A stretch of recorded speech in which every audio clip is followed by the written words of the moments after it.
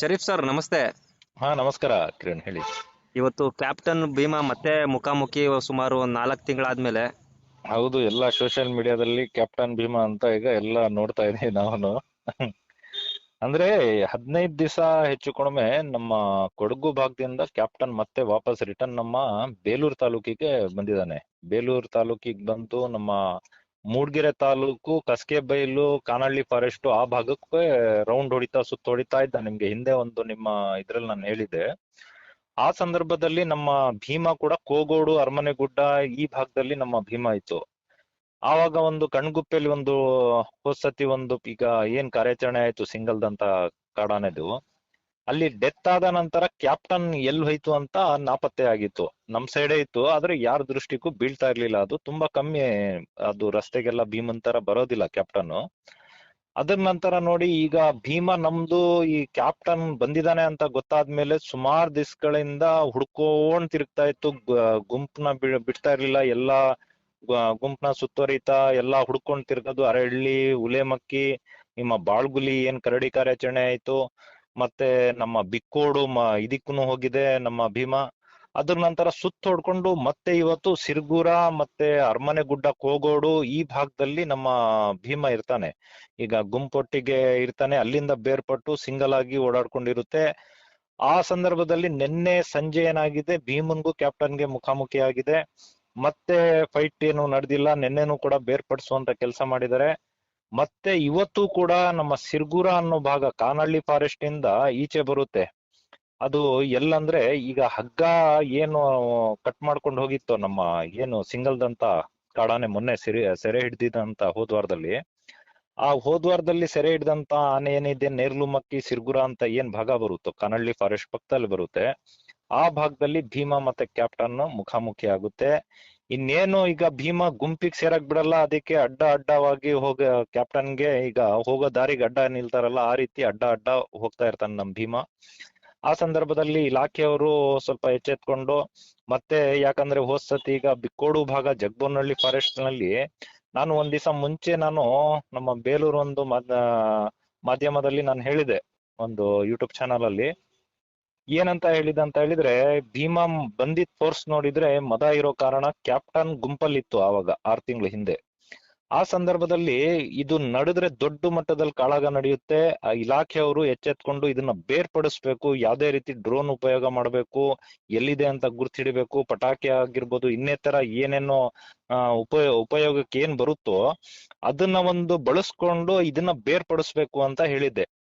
ಆ ಸಂದರ್ಭದಲ್ಲಿ ಫೈಟ್ ಆಡಕ್ಕೆ ರಾತ್ರಿ ಫೈಟ್ ಆಡ್ಕೊಂಡು ಬೆಳಗಿನ ಜಾವ ಫೈಟ್ ಆಡ್ಕೊಂಡು ನಮ್ ಭೀಮಾ ಒಂದು ದಂತನ ಕೂಡ ಕಳ್ಕೊಂಡ. ಹಾಗಾಗಿ ಆ ಒಂದು ಘಟನೆ ನಡಿಬಾರ್ದು. ಯಾಕಂತ ಹೇಳಿದ್ರೆ, ಎರಡು ಕಾಡಾನೆ ಕಾಳಗ ಅಂತ ಹೇಳಿದ್ರೆ ಏನ್ ಸಣ್ಣ ಮಟ್ಟದಲ್ಲಿ ನಡೆಯಲ್ಲ, ಭಾರಿ ವಿಪರೀತವಾಗಿ ನಡೆಯುತ್ತೆ. ಒಂದಿಲ್ಲ ಒಂದ್ ಆನೆ ಸಾಯೋ ಮಟ್ಟಕ್ಕೂ ಕೂಡ ಹೊಡೆದಾಡುವಂತ ಸಂದರ್ಭಗಳು ತುಂಬಾ ಹೆಚ್ಚಿರುತ್ತೆ. ಹಾಗಾಗಿ ನಮ್ಗೆ ಯಾವ್ದೇ ರೀತಿ ಪ್ರಾಣಿಗೆ ಯಾವ್ದೇ ರೀತಿ ತೊಂದರೆ ಆಗ್ಬಾರ್ದು. ಯಾಕಂದ್ರೆ ಕಾಡು ಪ್ರಾಣಿ ಅಂತ ಹೇಳಿದ್ರೆ ಅದು ಸಹಜ, ಏನು ಪ್ರಕೃತಿ, ಅದು ಸಹಜ. ಕಾಡೊಳಗೇನು ಕೂಡ ಹೊಡೆದಾಟ ಮಾಡುತ್ತೆ, ದಂತ ಕಳ್ಕೊಳ್ಳುತ್ತೆ, ಮತ್ತೆ ಗಾಯ ಮಾಡ್ಕೊಳ್ಳುತ್ತೆ, ಎಲ್ಲ ಸಹಜವಾಗಿ. ಆದ್ರೆ ಕಣ್ಣೆದುರಲ್ಲಿ ಆದಾಗ ಅದನ್ನ ನಾವು ಉಳಿಸುವಂತ ಕೆಲಸ ಮಾಡೋದು ನಮ್ ಕರ್ತವ್ಯ ಇರುತ್ತೆ, ಇಲಾಖೆಯ ಒಂದು ಜವಾಬ್ದಾರಿ ಕೂಡ ಇರುತ್ತೆ.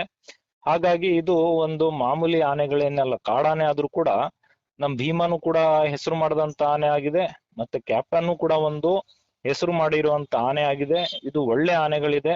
ಹಾಗಾಗಿ ಇದು ಕೂಡ ಬದುಕ್ಬೇಕು. ಮತ್ತೆ ಇದು ಪ್ರಾಣಿನೇ ಜಗಳ ಮಾಡ್ಕೊಂಡು ಹೊಡೆದಾಟ ಮಾಡ್ಕೊಂಡು ಗಾಯ ಮಾಡ್ಕೊಳ್ಳೋದು, ಮತ್ತೆ ಹೆಚ್ಚಿನ ಮಟ್ಟದಲ್ಲಿ ಗಾಯ ಆದಾಗ ಬದುಕುಳಿಯೋದೇ ಕಷ್ಟ ಆಗುತ್ತೆ. ಹಾಗಾಗಿ ಇವತ್ತು ಕೂಡ ETF ನವರು, ನಮ್ಮ ಇಲಾಖೆಯವರು ಒಂದು ಒಳ್ಳೆ ಕ್ರಮನ ಕೈಗೊಂಡಿದ್ದಾರೆ ಅಂತಾನೆ ನಾನು ಹೇಳಕ್ ಇಷ್ಟಪಡ್ತೀನಿ ಕಿರಣ್. ಯಾಕಂತ ಹೇಳಿದ್ರೆ ಇದೊಂದು ಒಳ್ಳೆ ಕೆಲಸ ಮಾಡಿದ್ದಾರೆ ಇವತ್ತು. ಕ್ಯಾಪ್ಟನ್ ಮತ್ತೆ ಭೀಮನ ಬೇರ್ಪಡಿಸುವಂತ ಕೆಲಸನ ಮಾಡಿದ್ದಾರೆ. ಈಗ ಕ್ಯಾಪ್ಟನ್ ಒಂದ್ ಕಡೆ ಈಗ ರಿಟರ್ನ್ ಆಗ್ಬೋದು, ಭೀಮಾ ಈಗ ಕೋಗೋಡು ಭಾಗ ಆ ಭಾಗಕ್ಕೆ ಹೋಗ್ತಾ ಇದ್ದಾನೆ. ಈಗ ಸಿರ್ಗುರ ಭಾಗದಿಂದ ಅಲ್ಲಿಂದ ಬೇರ್ಪಡಿಸಿದ ನಂತರ ರಸ್ತೆಯಲ್ಲೇ ನಡ್ಕೊಂಡು ಹೋಗಿರುವಂತ ವಿಡಿಯೋಗಳು ಕೂಡ ವೈರಲ್ ಆಗಿದೆ. ಅದು ಸಿರ್ಗುರ ಭಾಗದಿಂದ ರಸ್ತೆಯಲ್ಲೇ ನಡ್ಕೊಂಡು ಅಲ್ಲಿಂದ ಕೋಗೋಡು ಅರಮನೆಗುಡ್ಡ ಅಂತ ಬರುತ್ತೆ, ಆ ಬಕ್ರಳ್ಳಿ ಅನ್ನೋ ಗ್ರಾಮ ಬರುತ್ತೆ. ಬಕ್ರಳ್ಳಿ ಅಂತ ಹೇಳಿದ್ರೆ ಕಾನಹಳ್ಳಿ ಫಾರೆಸ್ಟ್ ಅಲ್ಲಿ ಪಕ್ಕದಲ್ಲಿ ಬರುತ್ತೆ. ಬಕ್ರಳ್ಳಿ ಗಡಿ ಮತ್ತೆ ಬಕ್ರಳ್ಳಿ ಅಂತ ಊರ್ ಬರುತ್ತೆ. ಅದ್ರ ಪಕ್ಕದಲ್ಲಿ ಆನೆಗುಂಡಿ ಅಂತ ಇದೆ. ಅದ್ರ ಪಕ್ಕದಲ್ಲಿ ನೇರ್ಲುಮಕ್ಕಿ ಅಂತ ಇದೆ. ಅದನ್ನೆಲ್ಲ ಹಾದೋದ್ರೆ ಅರಮನೆ ಗುಡ್ಡ, ಕೋಗೋಡು ಬರುತ್ತೆ. ಚಿಕ್ಕನಹಳ್ಳಿ ಭಾಗ ಆಗಿರ್ಬೋದು ಆ ಭಾಗದಲ್ಲಿ. ಅಲ್ಲಿ ಗುಂಪಿರೋ ಕಾರಣ ನಮ್ ಭೀಮಾ ಆ ಕಡೆ ಹೋಗ್ತಾ ಇದ್ದಾನೆ ಕಿರಣ್. ಒಟ್ನಲ್ಲಿ ಒಂದ್ ದೊಡ್ಡ ಅನಾಹುತ ಇವತ್ತು ತಪ್ಪಿದೆ. ಮುಂದಕ್ಕೆ ಕ್ಯಾಪ್ಟನ್ ಹುಡಿಕೊಂಡ್ ಬರ್ಬೋದು, ಈಗ ಓಡಿಸಿದ್ದಾರೆ. ಯಾಕಂತ ಹೇಳಿದ್ರೆ ಇದು ಮತ್ತೆ ಬರೋದಂತೂ ಪಕ್ಕಾನೆ. ಇದು ಅಷ್ಟು ಸುಲಭವಾಗಿ ಕ್ಯಾಪ್ಟನ್ ಕೂಡ ವಾಪಸ್ ಹೋಗುವಂತಲ್ಲ. ವಾಪಸ್ ಹೋದ್ರು ಕೂಡ ಮದ ಈಗ ಏನಾದ್ರೂ ಸ್ಟಾರ್ಟ್ ಆಗೋ ಮೂಮೆಂಟ್ ಇದ್ರೆ, ಮದ ಸ್ಟಾರ್ಟ್ ಆದ್ರೆ ಮತ್ತೆ ನಮ್ಮ ಕ್ಯಾಪ್ಟನ್ ವಾಪಸ್ ಹಿಂತಿರುಗಿ ಬರ್ತಾನೆ. ಅಷ್ಟೊತ್ತಿಗೆ ನಮ್ ಭೀಮಾ ವಾಪಸ್ ಹೋಗ್ಬೋದು ಅನ್ನೋದು ಕೂಡ ಒಂದು ಅನಿಸಿಕೆ ಕಾಣ್ತಾ ಇದೆ. ಯಾಕಂತ ಹೇಳಿದ್ರೆ ನಮ್ ಭೀಮನ್ಗೆ ಮದ ಕಮ್ಮಿ ಆಗ್ತಾ ಬರ್ಬೇಕಾದ್ರೆ, ಕಮ್ಮಿ ಆದ ತಕ್ಷಣ ಅದು ಮತ್ತೆ ಅದು ಒಡೂರು ಮತ್ತೆ ಅಬ್ನ ಆ ಕಡೆಗೆ ಹೋಗ್ತಾನೆ. ಯಾಕಂದ್ರೆ ಅದು ನಮ್ಮ ಭೀಮನ ಒಂದು ಮಾಮೂಲಿ ಇರುವಂತ ಜಾಗ ಅದು. ಈ ಮದ ಕಮ್ಮಿ ಆದ ತಕ್ಷಣ ಅಲ್ಲಿ ಒಳಗಡೆ ಹೋದ್ರೆ ಭೀಮಾ ತುಂಬಾ ಕಾಣಿಸ್ಕೊಳ್ಳೋದೇ ಕಮ್ಮಿ ಆಗುತ್ತೆ ಮದ ಎಲ್ದಿರೋ ಸಮಯದಲ್ಲಿ. ಮದ ಬಂದ ತಕ್ಷಣ ಅದು ರಸ್ತೆಲೆ ನಡ್ಕೊಂಡ್ ಗುಂಪನ್ನ ಹುಡ್ಕೊಂಡ್ ಬರುತ್ತೆ. ಅದೇ ರೀತಿ ಈಗ ಕ್ಯಾಪ್ಟನ್ಗೆ ಏನಾದ್ರೂ ಮದ ಸ್ಟಾರ್ಟ್ ಆದ್ರೆ ಹೆಚ್ಚು ಕಡಿಮೆ ನಮ್ ಭೀಮಾ ವಾಪಸ್ ಅಬ್ನಾ ಕಡೆ ಹೋಗ್ಬೋದು, ಒಡೂರು ಅಬ್ನಾ ಕಡೆ ಹೋಗ್ಬೋದು ಅಂತ ಅನಿಸ್ತಿದೆ Kiran. Okay sir, thank you. Thank you.